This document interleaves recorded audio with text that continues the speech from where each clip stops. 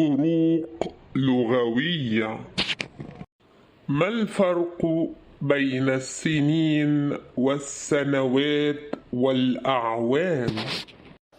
يترجم لفظ year سواء بلفظ سنين أو سنوات أو أعوام، ولكن هناك فرقا دلاليا في اللغة العربية.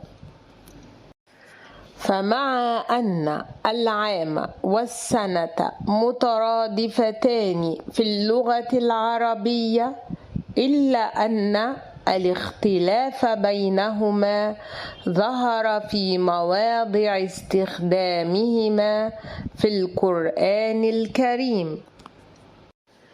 فالسنين جمع تكسير، والسنوات جمع مؤنث سالم مفردهما سنة، وتدلان على الشدة والقحط.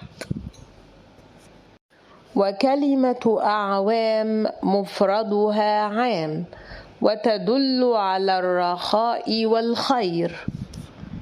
ولقد أرسلنا نوحا إلى قومه فلبث فيهم 1000 سنة إلا 50 عاما.